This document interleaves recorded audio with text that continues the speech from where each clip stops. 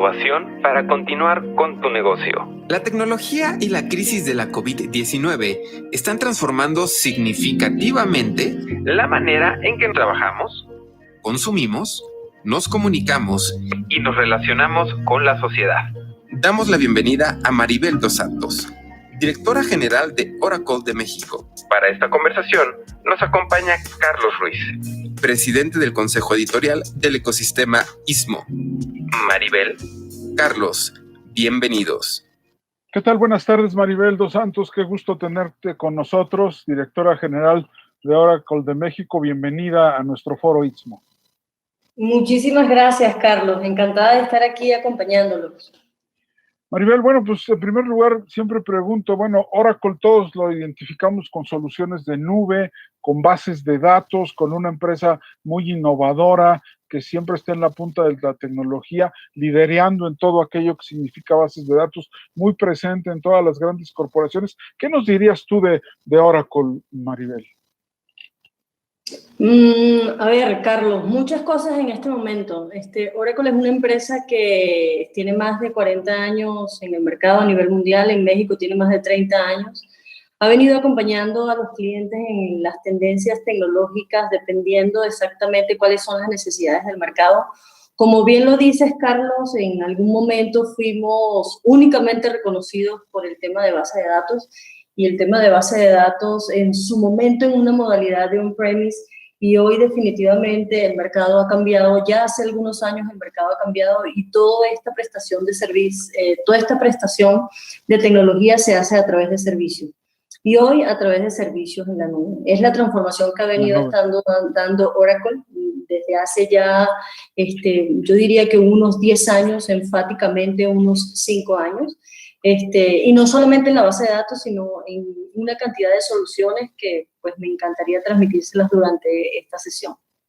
Muchísimas gracias, Maribel. Bueno, pues entrando ya a las preguntas en concreto, la tecnología, lo que tú estás viviendo, ha sido condición de posibilidad para el trabajo y para la vida misma durante toda esta crisis. ¿Cómo ha impactado la crisis sanitaria la operación de ustedes? ¿Tuvieron más demanda? ¿Cambió su estilo de trabajo? Sí, interesante porque el tema de crisis humanitaria, hoy en día crisis sanitaria yo creo que es humanitaria lastimosamente, ¿no? Claro, exactamente. Mucho más allá de Oracle, pues definitivamente empresa a nivel mundial, tiene sus protocolos establecidos cuando son casos de fuerza mayor, como lo es en este caso, esta crisis sanitaria que estamos viviendo. Y la realidad es que cambió la forma de trabajo considerablemente, de atención sobre todo a nuestros clientes, ¿no? Hoy el impacto que hemos tenido, creo que nos ha impactado a todas las industrias, a pesar de que piensan que las tecnológicas no han sido impactadas, la realidad es que sí. Pero todo tiene un aprendizaje, ¿no? Con respecto a medidas que tomamos, Carlos, fueron inmediatas. Recuerdo que me citaron un sábado 9 de la mañana para decirme todas las operaciones de Oracle se cierran. Lo primero que vamos a hacer, y se cierran, quiero decir que tenemos que resguardar a los empleados.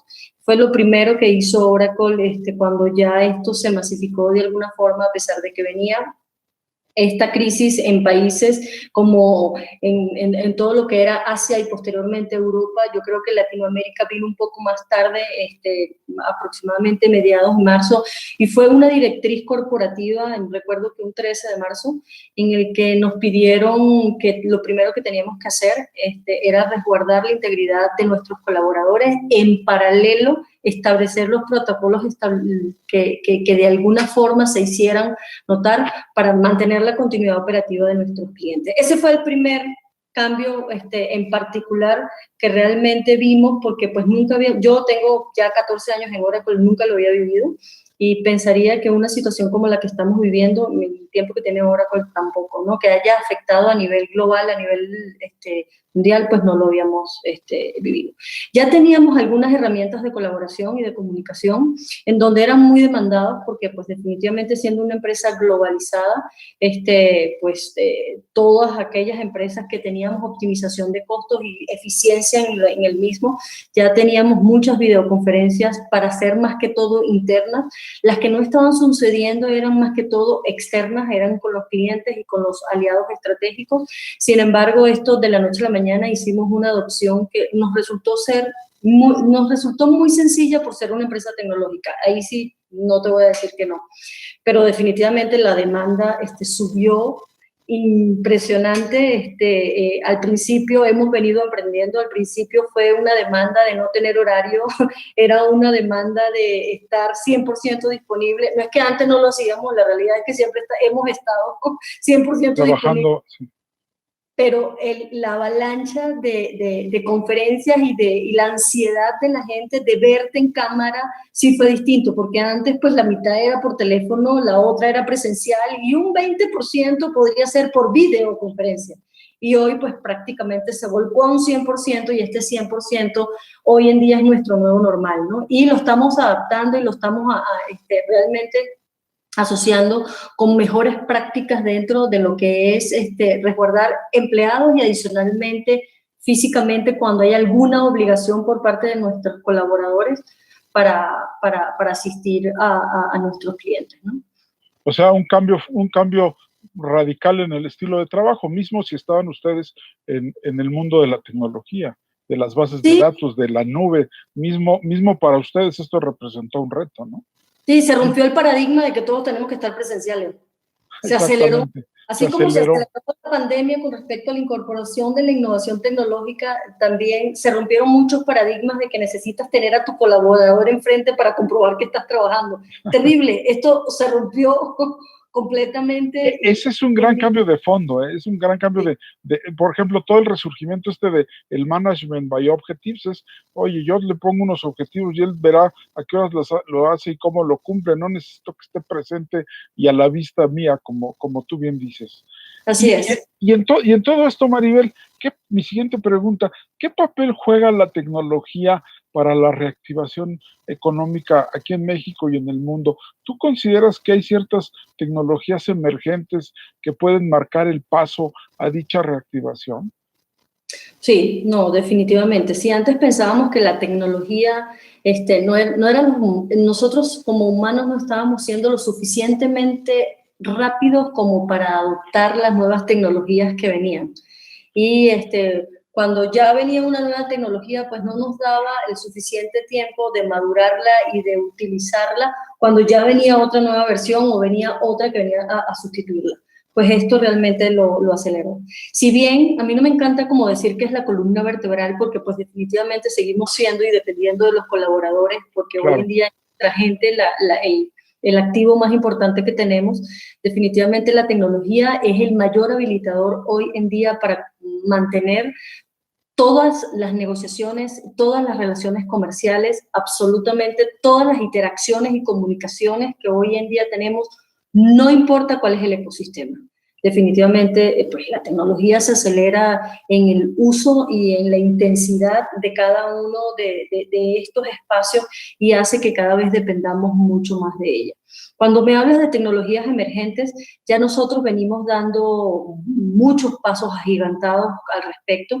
No sé si sabes, pero nosotros en la base de datos que hoy en día tenemos y hubo un lanzamiento hace un par de años que es Autonomous Database, justamente apunta a esto y es una base de datos que es segura, que es ágil, que adicionalmente es libre de error humano en el sentido de que tiene una cantidad de procesos que anteriormente pues lo hacía un DBA y hoy en día esta gente está siendo orientada a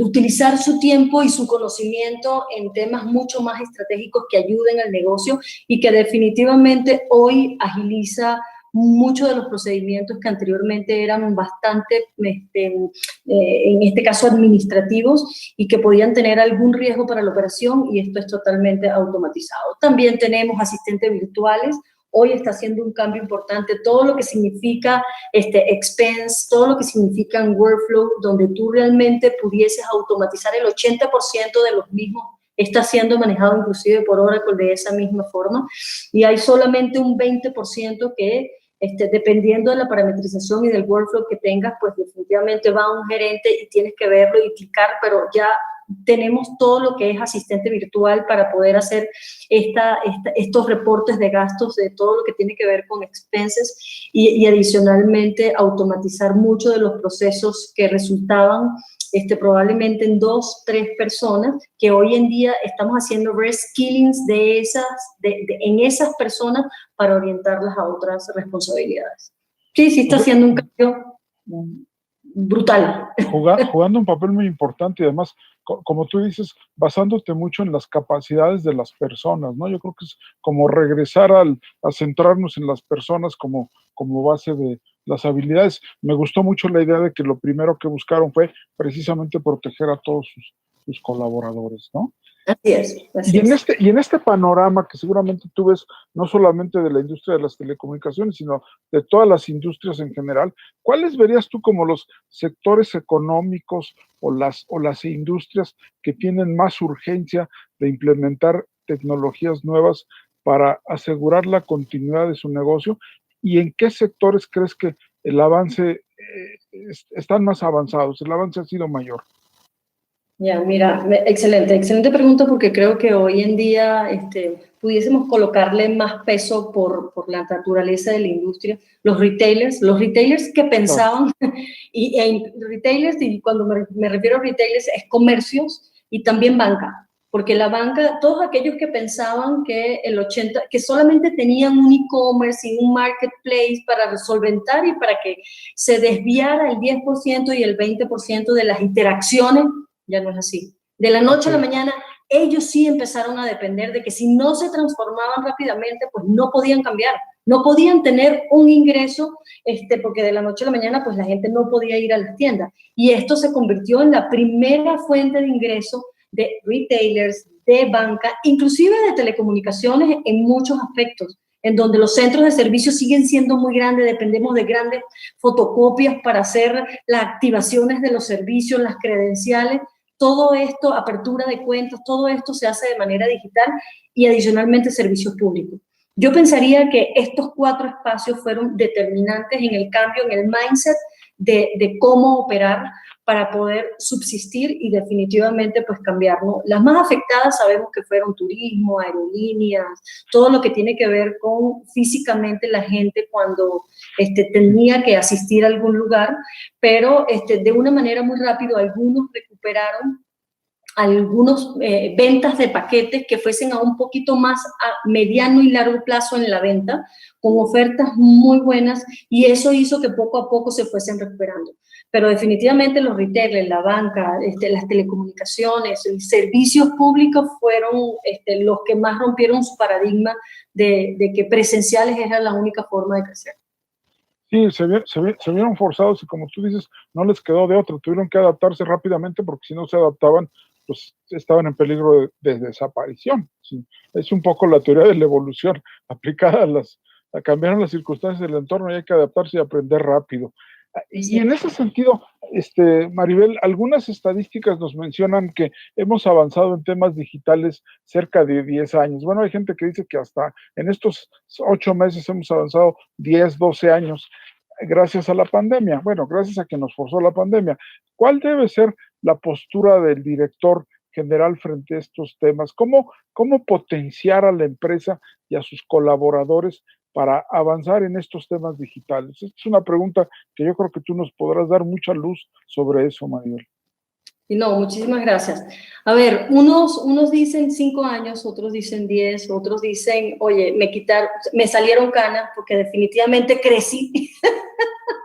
Y la gente creció también, y te lo digo no solamente en el punto de tecnología, sino personalmente. Hubo mucha gente que hizo concientización de lo que estaba haciendo bien y probablemente lo que no estaba haciendo tan bien. Y yo creo que fue una parte evolutiva del ser humano como tal, y adicionalmente, más allá de la responsabilidad que tenía.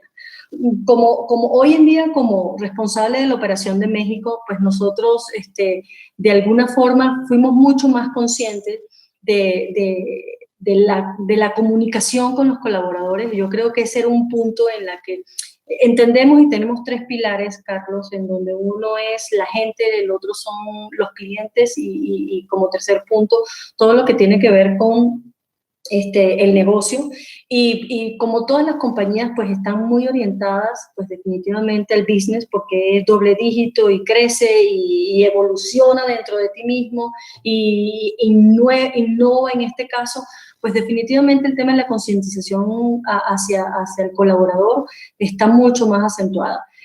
Tanto es así que es cuando hemos sacado los mejores índices de participación de la gente en iniciativa, y ha surgido algo maravilloso que es el tema de la innovación.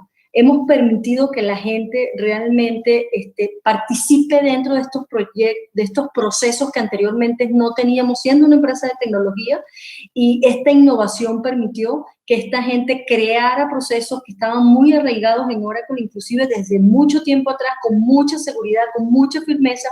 Y pues hoy es maravilloso entender que algunos estuvieron perfectamente hilados, otros no, pero permitimos que la gente se equivocara.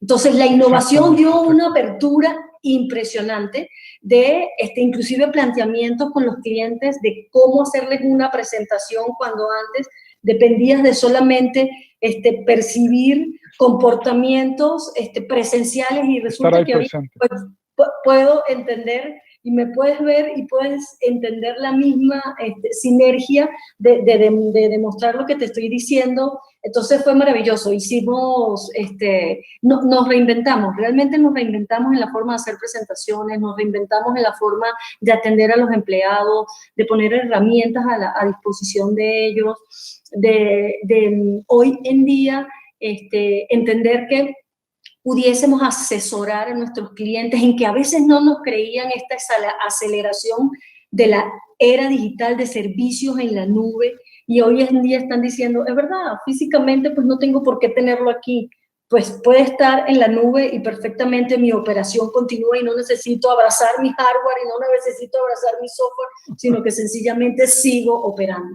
Fue maravilloso, la realidad. Esa realidad que parecía como de ciencia ficción ya se volvió parte de mi vida, ¿no? Y además sí.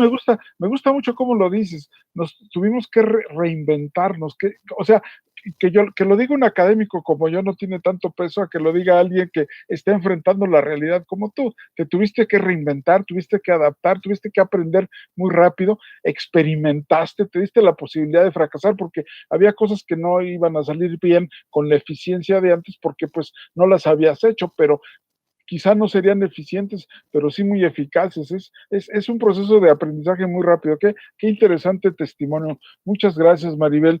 Y en este sentido, mi siguiente pregunta va por la ciencia que podríamos llamarla, que también está muy, muy de moda, la de Big Data, la ciencia de los datos en México. ¿Cómo la visualizas, esta ciencia de los datos en México después de esta crisis? ¿Qué papel va a jugar la tecnología después de esta crisis? Porque es algo que llegó para quedarse, ¿no? Esto de la ciencia de los datos. Y ahí sí yo creo que hay una aceleración, como tú bien decías, de mucho más de 4 años, 5 años y 10 años. Mira, Oracle actualmente tiene el propósito, tiene su misión como justamente transformar el mundo empoderando a las personas para ver los datos de manera diferentes y darle posibilidades infinitas para que la gente tome las decisiones. La realidad es que nosotros éramos unos convencidos y nosotros siendo Oracle una empresa muy reconocida en su momento y hoy todavía por todo lo que corresponde a las bases de datos, pues nosotros estábamos 100% convencidos de que realmente la riqueza y la fortaleza de una empresa es tener los datos, pero no bastaba con tener los datos si realmente no sabías cómo explotar la información. Exacto, y adicionalmente de explotar la información, entonces tomar decisiones con ellos y siendo asertivo en el tiempo en que la necesitas. Yo creo que esa es parte de la diferencia. Todo lo que, la explosión de datos, que ya sabíamos manejar muy bien datos estructurados, hoy en día los datos desestructurados que vienen de todas las redes sociales necesitan una inteligencia distinta, necesitan realmente un análisis distinto. Y si la gente se concientiza a que necesitas nuevos patrones de conducta, que puedes aprender de toda esa ciencia de datos, esto en este momento va a jugar un rol fundamental en la sociedad, en la que de alguna forma tenemos que tener el extremo cuidado en entender qué significa la seguridad de los datos y adicionalmente para qué los utilizamos. Todo lo que es poder corresponde a una responsabilidad. Y yo creo que eso es lo principal dentro de lo que significa esta gran explosión de datos que tenemos hoy en día. Y Oracle está súper consciente y súper de la mano de esto. Bueno, además, ustedes han basado toda su estrategia, todo su crecimiento en dominar esta expertise, ¿no? Entonces, es un reto que me imagino para ustedes debe ser muy interesante. Bueno, antes de pasar, Maribel, muchas gracias, estamos aprendiendo mucho. Antes de pasar a las preguntas que ya nos empezaron a llegar, la pregunta que le hemos hecho a todos los panelistas, ¿consideras que este 2020 cambió tu liderazgo? ¿Y cómo lo cambió? ¿De qué manera lo cambió? Sí, definitivamente, Carlos. Yo creo que incorporó algunos assets que pues estaban como ocultos dentro de cada uno de nosotros, porque a veces nos ocupamos de lo urgente y algunas cosas importantes las dejamos para cuando tengamos tiempo. Y la realidad es que reitero un poco el resumen de todo lo que venía diciéndote, ¿no? Es decir, el tema de la cercanía con la gente es fundamental. Yo creo que la comunicación es fundamental y mucho más cercana con cada uno de tus colaboradores, con cada uno de tus clientes. Ahorita, pues, te digo que anteriormente teníamos un acceso a niveles muy altos dentro de las organizaciones y había que esperar a pedir permiso, y resulta que ahorita es tan sencillo como establecer una comunicación que es mucho más natural, mucho más personal, y eso hace que se cree mucha más empatía en quién estás confiando del otro lado. La realidad es que nos volvimos un poco, diría yo, en esta crisis de humanitaria y en esta crisis que hoy en día tenemos, de mucho más humanos, y adicionalmente a confiar y empoderar a la gente. Ese es el otro punto, empoderar a la gente 1000% para que realmente puedan crecer cuando antes estabas muy encima de todos los procesos y de cada uno de los puntos que tenían que cumplirse. Yo creo que la gente va a crecer muchísimo en esta, e inclusive en la forma de liderar, cuando bajas todos los niveles, porque si yo como hoy responsable de toda la operación, bien, pero hay 2, 3 niveles hacia abajo que necesitaba estar, y hoy en día están empoderando a sus equipos, y esa gente se le aceleró el valor de la carrera. Ese es un gran aprendizaje, ¿eh? O sea, poder confiar en la gente y poder hacer que se vuelvan como empresas inteligentes donde vayan tomando decisiones por ellos mismos porque los empoderaste. Muy, muy, muy, muy interesante aprendizaje. Pues aquí ya tenemos una pregunta de Ana Jimena Bauer que dice: un tema que está en boga en México y tiene que ver con lo que acabas de decir, es que México tiene uno de los primeros lugares en ciberataques, especialmente de malware y ransomware. ¿Cómo mejorar los hábitos en el uso de tecnologías de la información desde la parte empresarial y desde la parte de los colaboradores que, como veíamos hace un momento, están colaborando desde su casa? Mira, definitivamente todo es pasamos por un proceso de educación, de aprendizaje.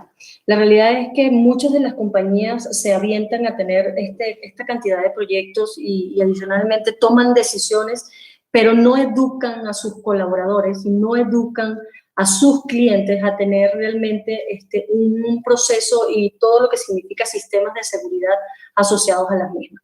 Tiene que haber una educación con respecto a cómo realmente utilizar las aplicaciones, qué datos colocar dentro de las aplicaciones, qué servicios y qué niveles de asignación le das a cada uno de los niveles que tienes dentro de la organización. Es un proceso de aprendizaje importantísimo.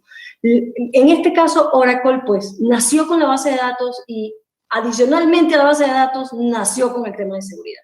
Pues, No es un caso como para Oracle, porque la realidad es que hemos sido muy cuidadosos de llevar de la mano, no importa la nube, en este caso, así los servicios estén en la nube, el tema del desarrollo, de la evolución de los servicios va de la mano 100%, es más, invertimos pues prácticamente, yo diría que un 30% de lo que son desarrollos y todo lo que son investigaciones en temas de seguridad para realmente no estar en exposición ni pública ni poner en riesgo los datos de nuestros clientes.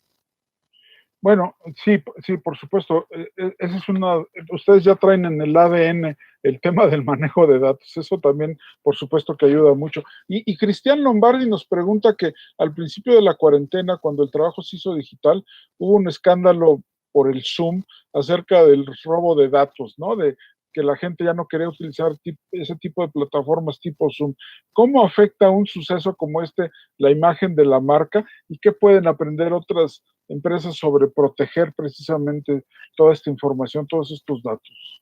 Sí, bueno, fíjate que justamente Zoom anteriormente no corría en plataforma Oracle. Una vez que hubo este escándalo, pues la realidad es que todos los servicios empezaron a correr sobre plataformas. No sé si eso lo sabías, pero no corría en plataforma No lo sabía. Oracle. Pues entonces, ojo, yo no estoy haciendo comerciales, no estoy haciendo publicidad. La pregunta vino del público. Y la realidad es que fue uno de los primeros procesos y lo vivimos a las 2 meses de pandemia. A los 2 meses de pandemia, Zoom habló directamente a Larry Ellison y le pidió cambiarse de nube, sí, cambiarse de nube y pasarse a la nube de Oracle precisamente por el escándalo de datos que hubo en pérdida de datos. Y desde entonces hemos sido muy cuidadosos porque hoy las plataformas de Zoom están en los distintos sites, data centers, están dentro de Oracle y pues definitivamente es una responsabilidad porque pues hoy adicional a los otros servicios de comunicación y de videoconferencia que existen, Zoom creció exponencialmente y tuvimos que crecer con la misma escalabilidad, pero también con un espacio muy latente con el tema del resguardo de los datos, porque fue prioridad para que realmente pudiésemos ellos pasaran de una nube a la nuestra. Es que, digo, yo a veces utilizo el caso de Zoom, no, eso no fue crecimiento, fue explosión, o sea, sí, explosivo. Se multiplicó por 10 veces el uso. Entonces, qué reto tan interesante que ustedes hayan podido mantenerle el paso, ¿no? Yo no sabía que le habían buscado a Larry Ellison, que es el fundador de Oracle y una de las figuras míticas ahí en Silicon Valley, man. Qué barbaridad, ¿eh? Fue directo con él y le colocó a disposición su nube. No voy a hablar de dónde estaba porque pues no es bueno, pero la realidad fue una oportunidad, porque la realidad es que de eso también, de las crisis vienen las oportunidades. Pero fue una oportunidad mágica y pues entendió que la escalabilidad en donde podíamos montarlo en los continentes eran ustedes como líderes. Ahora, pero a ver, aquí me das todavía otro ejemplo muy bueno para utilizar. Era una oportunidad porque ustedes estaban preparados para tomarla. Las oportunidades se presentan cuando tú tienes las capacidades para tomarla. Te voy a robar este ejemplo en mis clases, ¿eh? Una última pregunta de Carolina Martínez. ¿Cuáles son los tipos de ciberataques son 2 preguntas. ¿Cuáles son los tipos de ciberataques más frecuentes? Y si la recesión económica mundial ha incentivado este tipo de ataques. No, mira, yo te diría que primero que todo el tema que tiene que ver con ciberseguridad, nosotros pues somos como muy reservados en este tipo de espacios como para propagarlos. Hemos visto escándalos y bueno, y documentales y casos reales que corresponden, y hoy en día la banca está siendo muy vulnerable a este tipo de ciberataques, adicionalmente las empresas de telecomunicaciones también. Probablemente las empresas de retailers son no las menos sensibles, pero sí una de las más expuestas por definitivamente tener el perfil de cuánto gana una persona, cuál es tu dirección, qué tipo de conducta tienes. Pues definitivamente esto está siendo muy, muy vigilado. Lo que sí guarda Oracle, y te digo 100% en este caso, Carolina, es que nosotros, y ustedes lo podrán ver porque hoy en día, pues TikTok también en su momento, pues con lo que se venía haciendo de a lo mejor pasa a ser operado también por Oracle en lo que es Estados Unidos, era justamente para no vivir un espacio de posible venta de data que más de uno debe tenerlo exactamente presente con muchas de las empresas que están alrededor. Y realmente Oracle era una de las que realmente guardaba y resguardaba esta integridad, y por eso es que pues se habló para que esto no sucediera. La realidad es que hoy tenemos que hay muchos esfuerzos que se están realizando en varias empresas, sobre todo de nubes, en donde se están haciendo esfuerzos en conjunto con las grandes empresas de nube en conjunto con Oracle, pero definitivamente hay mucho todavía por hacer, y lo que yo diría es que lo principal es educar a cada uno de nuestros clientes y a cada uno de nuestros colaboradores para ser cada vez menos expuestos a un tema de ciberataques. Y te voy a decir algo adicional, no solamente los ciberataques, sino que hay un tema de responsabilidad indirecta en la que más de un ciberataque es hecho porque del otro lado probablemente hay una permisología. Okay. Y esto está como en un NDA muy formulado y muy enmarcado dentro de Oracle, que, bueno, uno no puede decir nunca va a suceder, pero definitivamente es muy poco probable en las nubes de Oracle. Pues qué buena participación de cierre, Maribel. O sea, muy buen mensaje. Hay que estar siempre preparado para seguirse adaptando, para seguir aprendiendo rápidamente, para seguir adquiriendo capacidades y para, como tú bien lo dijiste hace un momento, en tus propias palabras, para seguirse reinventando. Le agradecemos muchísimo a Maribel dos Santos que ha estado con nosotros en este Foro ISMO, nuestra directora general de Oracle México. Muchísimas gracias, Maribel. No, gracias a ti y gracias a todos por escuchar. Gracias. Hasta luego. Hasta luego. Hasta luego.